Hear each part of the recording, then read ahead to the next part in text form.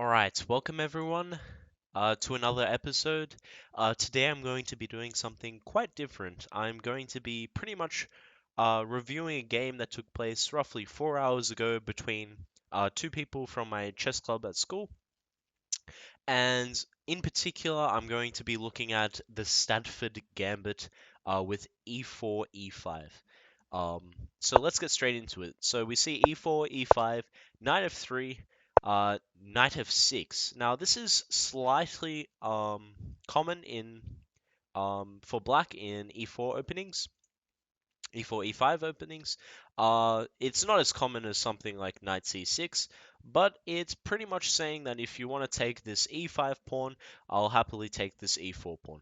And that's the idea behind it. However, after knight E5, instead of going for the main line, which is pretty much D6, and then after the knight drops back, you can then recapture the E4 pawn. Instead of doing that, a really interesting move was played, knight c6, which demonstrates why the Stafford opening is a gambit. And pretty much after knight takes and then d pawn recaptures, we can see that white is up a pawn after the knight defense. So white is up a pawn, and black is pretty much saying, okay, you can have my e-pawn, but I want to recapture this way and get my bishop into the attack, and pretty much have all my pieces developed before you get a chance to develop all yours. And a really crucial thing as well in this opening is that there is no knight on f3 that can have any defense towards these squares. And actually, like, the only knight on the board for white is the knight on the opposite side to the king. And that will actually play a crucial part in the Stafford Gambit's attack. And pretty much what we see here is knight c3, which is a fairly common move. It makes sense to defend the pawn and also just make a normal developing move. However, something that's probably more commonly played is like e5. And then after knight e4 or something, this can be kicked away. And ideas like this happen, and it's fairly common for white and black. And there's not really a clear winning position after something like this.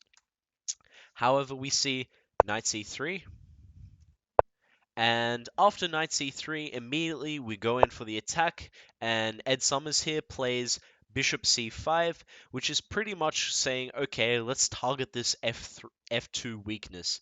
You no longer have a knight here to play something like d4, and so now d4 is unavailable because the bishop can just take it for free. And so something like this is a really nice move. Attack the f-pawn and go straight for the attack immediately.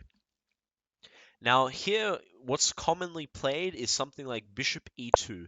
And usually bishop e2, the main idea behind it is to stop the knight from jumping into g4, or the bishop. And because if the knight jumps into g4, then it can be responded with takes and then takes and then takes, and black is actually down a piece. So knight can no longer go to g4, and if the bishop wasn't on this square and the knight comes to g4, which is what we'll see, then there can be a lot of problems for white. And so ChessNutz in this position plays bishop c4, which is very aggressive. It's doing the same idea as what black was doing, and going for the f7 pawn.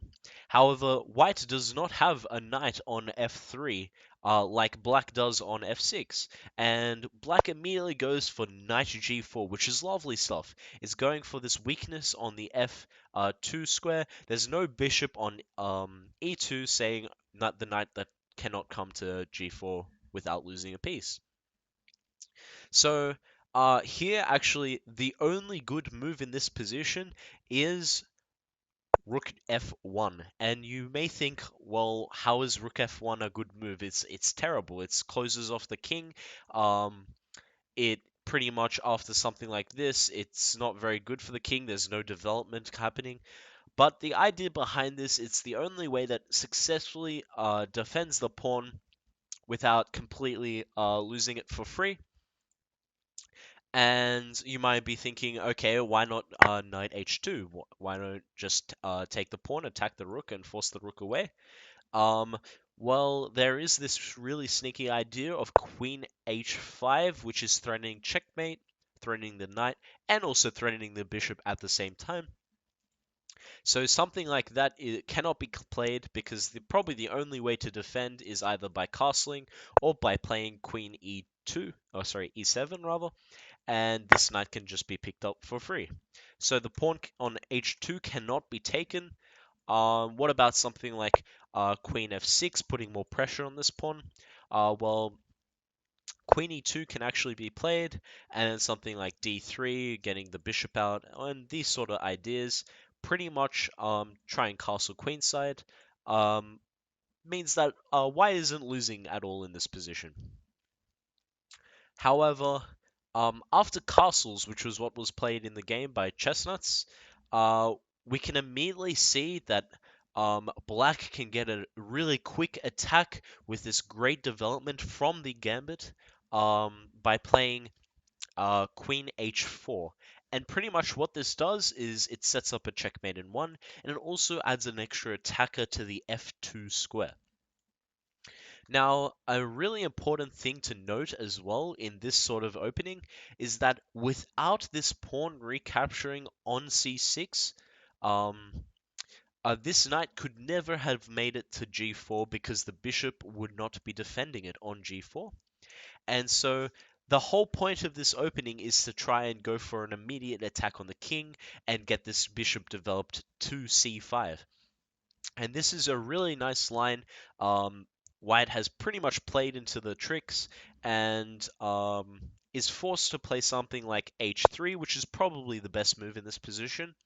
And then after bishop takes f2 check, the rook is forced to take, or the king has to go to h1. Now, if rook takes and then queen takes and then king h1, now pretty much white is down the exchange and black has complete compensation, complete attack for being down the pawn originally. However, this was not played in the game. What was played in the game was king h1, which is a huge blunder. And there is a move for black in this position that pretty much guarantees a victory and says, thank you very much, GG. And I'll give you a few seconds, pause the video, and try your best to find a winning move for black in this position. Alright, so the winning move for black was queen g3. Now you may think, okay, queen g3, doesn't that just no longer create a pin on the king for this h3 pawn, so the pawn can just take the knight? Well, okay, so if the pawn takes the knight, there's a really nice tactic that's like quite advanced actually. It's difficult to see. Is that pretty much after something like this, the queen can jump back to h4 and deliver checkmate because the bishop on f2 is covering the g1 square.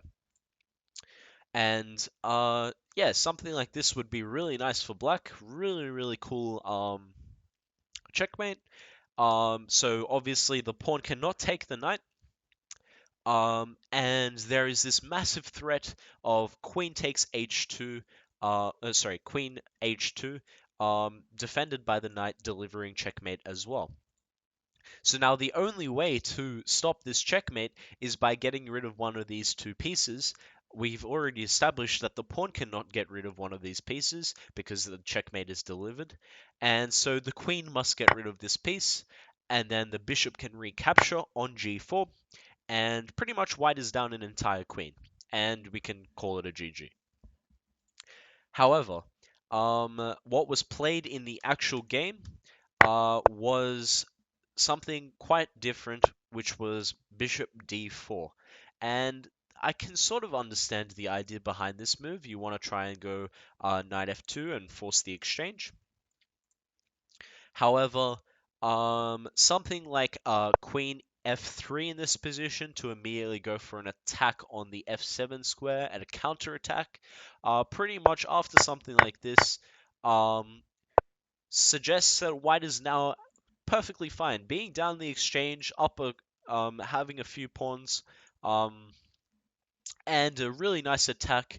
Black's attack is no longer that clear. It's not great, and pretty much white is happy with his position, and black has lost all the pressure that it once had. So this was played in the game, unfortunately. So now black is no longer um, completely crushing because of the Stafford Gambit rather. And we see d3 played by white. Now, there is a really sneaky move here that is actually quite good for black in this position. I'll give you a couple of seconds once again, pause the video, and try and work out what you reckon a great idea could be for black in this position to pretty much regain the compensation that black once had.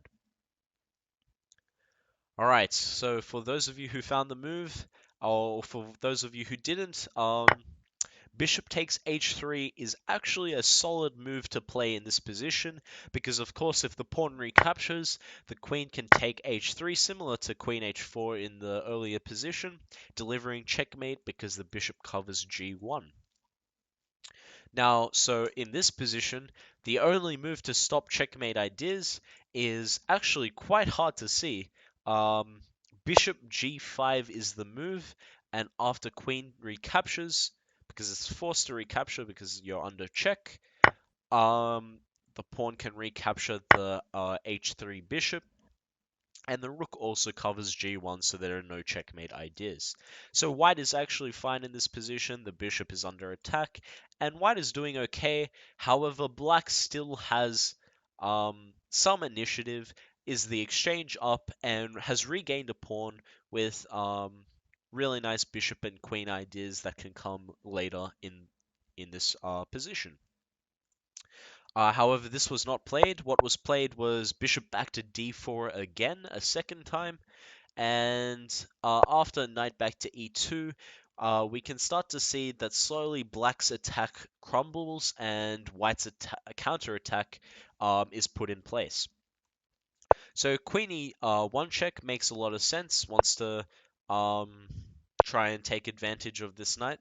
However, black in this position realizes that after you take the free knight, which is not actually free, the bishop can come to g5 with check, and then the only way to block is by playing bishop f6 rather.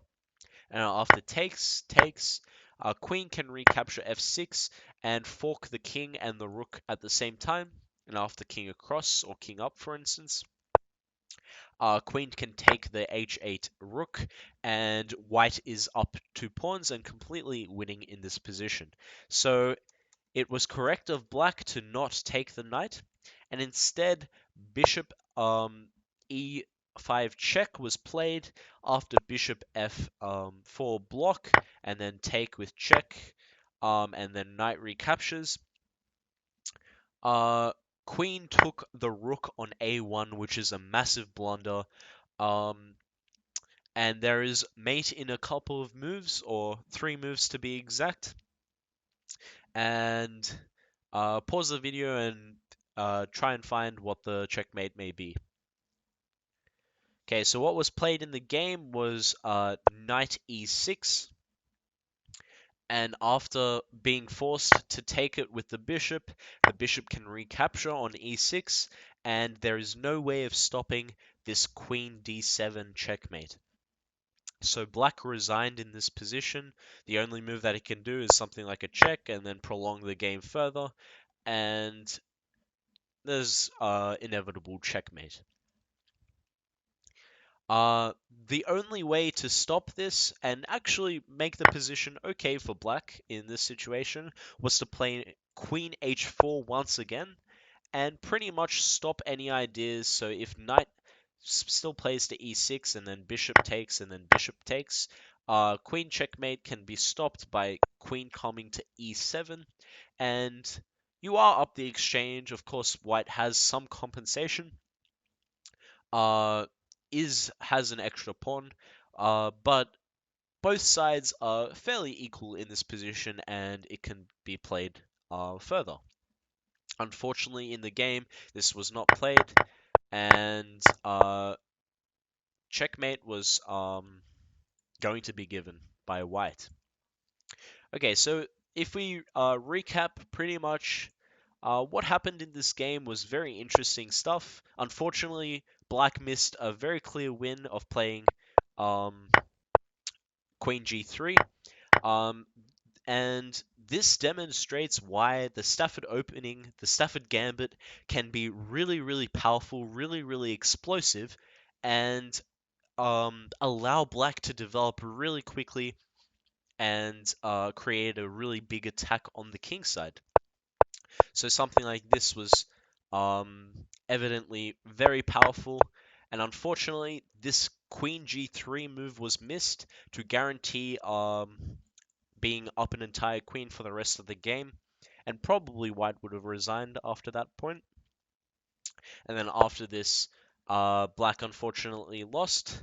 Um, and yeah, this was a really nice game, really interesting opening, some very technically advanced ideas, and a lot of fun to analyze.